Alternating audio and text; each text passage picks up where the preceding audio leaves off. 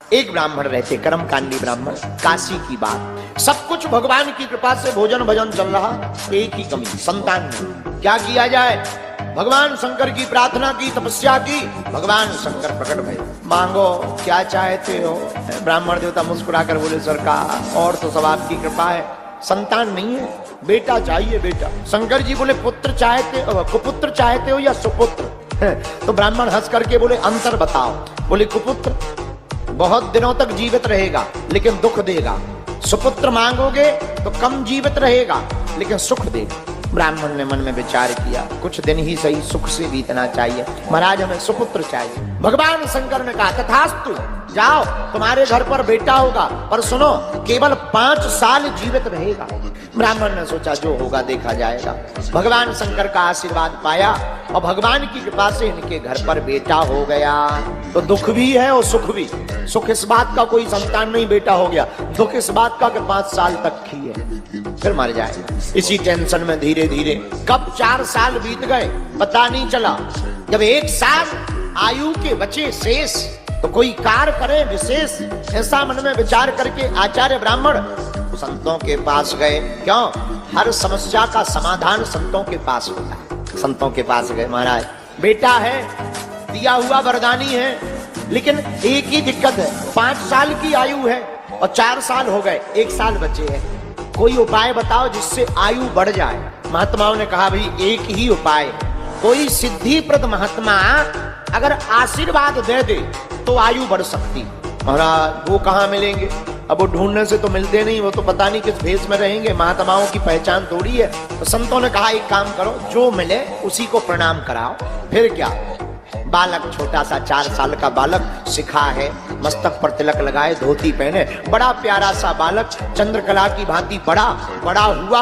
4 साल व्यतीत हो गए, 1 साल जैसे ही बचे तो दिन पे दिन ब्राह्मण के ऊपर कष्ट बीतने लगा, चिंता बढ़ने लगी। और ब्राह्मण देवता ने हाथ पकड़ा और तीर्थाटन के लिए ले आए बाहर, तीर्थों में घूमने लगे। अब जो महात्मा देखे सोई बालक दंडवत लेट जाए, प्रणाम करे, छोटा सा बालक दंडवत प्रणाम करवे, सोई महात्मा आशीर्वाद दे दें, जय हो। इतना प्रणाम किया, साल बीत गई, प्रणाम करते करते आयु के 4 दिन शेष बचे। अब तो बालक का पिता और चिंता में कि 4 दिन का मेहमान है बालक, बार बार लाड़ दुलार करें। गंगा जी के किनारे झोपड़ी बनाकर रहते, अब कोई दिखे सो प्रणाम करो, प्रणाम। 4 दिन की जगह 3 दिन बचे। जब 3 दिन शेष बचे तो सप्त ऋषि वहां से निकले।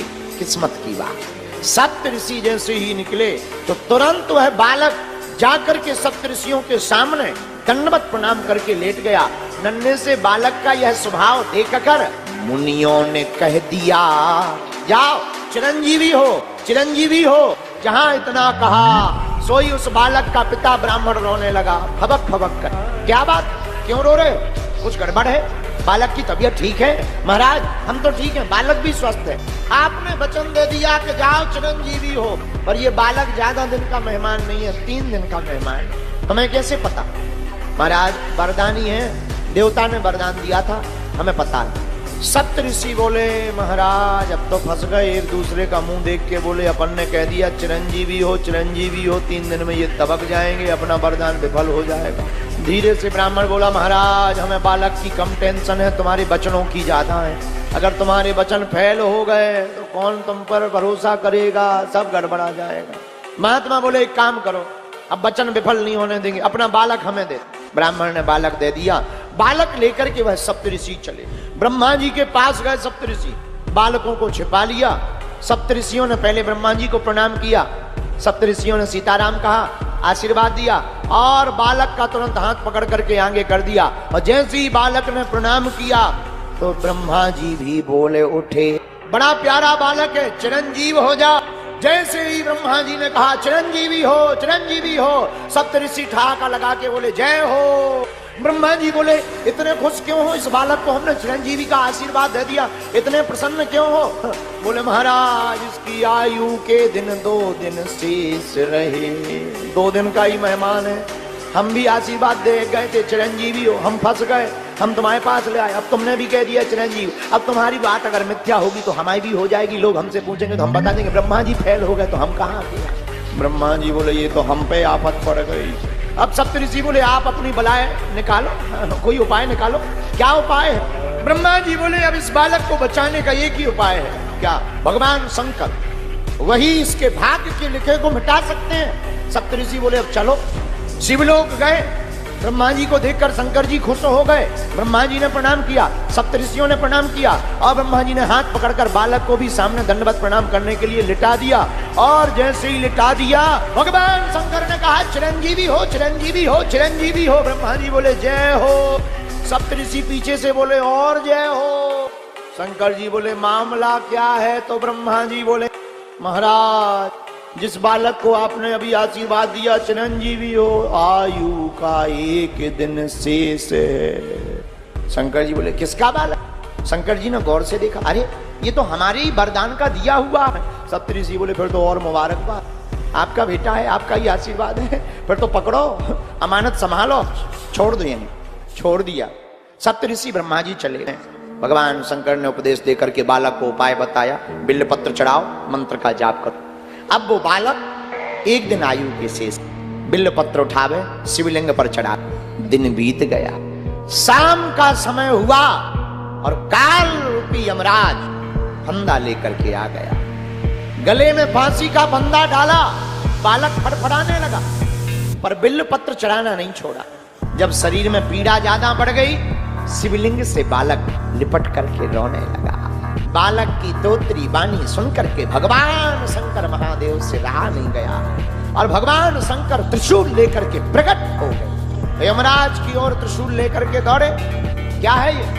महाराज बालक की आयु पूरी हो गई, हम यमराज हैं, आपका बनाया हुआ नियम है, आप संहार के देवता हैं, आपने नियम बनाया है कि जिसकी आयु पूर्ण हो जाए उसे जीने का अधिकार नहीं है, बालक को जीने का अधिकार नहीं है। 5 साल पूरे हो गए। शंकर जी बोले एक बात बताओ, इसे 5 साल की आयु का आशीर्वाद किसने दिया? यमराज बोला आप ही ने, और आप ही ने दिया इसीलिए तो हम लेने आए। शंकर जी बोले तो हिसाब हमारे हिसाब से होगा कि तुम्हारे हिसाब से होगा? यमराज बोला महाराज हम आपका हिसाब सुनना चाहते हैं, आप अपना हिसाब बता दीजिए, आपका हिसाब क्या है? शंकर जी बोले आयु हमने दी, हिसाब हमारा चलेगा। बोले महाराज हिसाब बताओ। भगवान शंकर जी बोले क्रमशः कलयुग द्वापर त्रेता सतयुग, क्रमशः कलयुग द्वापर त्रेता सतयुग जब एक एक बार बीत जाए इसे कहते हैं चतुर्युगी। और ऐसे चतुर्युगी चारों युग जब 71 बार बीतते हैं तब एक मनवंतर होता है, और ऐसे जब 14 मनवंतर बीत जाते हैं तब एक कल्प होता है। ब्रह्मा जी की आयु में बीतत कल्प अनेक, 10 ब्रह्मा बीते बने तब शंकर का दिन एक। और भगवान शंकर जी यमराज को हिसाब किताब लगाते हुए बोले उठा पेन कागज, उठा डायरी। यमराज ने पेन लिया, कागज लिया, बोलो महाराज। शंकर जी बोले लिखो ऐसे दिन के मास गिन, ऐसे दिन के मास गिन, मासों के पुण्य वर्ष, ऐसे 5 वर्ष ही रहे बालक यह पृथ्वी पर साहर्ष। यमराज ने गुणा भाग लगाया, 12,000 करोड़ साल के ऊपर आया। यमराज बोला जब 10 ब्रह्मा बदल जाने तो यमराज तो करोड़ों बदल जाने। महाराज हम तुम्हारा हिसाब किताब समझ गए, अब हमें नहीं पढ़ना है लफड़े में। तो फिर क्या? बोले जब महाराज 10 ब्रह्मा बदल सकते, यमराज की कौन गिनती, कौन हिसाब किताब लगाया? तुरंत कागज लिया, दोनों पेज फाड़ दिए, आयु वाला भी फाड़ दिया, गुणा भाग वाला भी फाड़ दिया, और बोले महाराज अब जीने दो। वही बालक बड़े में बड़ा होकर के मार्कंडेय मुनि बन करके पूरे जगत में पैदा हुआ। वीडियो अच्छी लगी हो तो वीडियो को लाइक करें और चैनल को सब्सक्राइब करके बेल नोटिफिकेशन को ऑल पर सेट करना ना भूलें। जय श्री राम।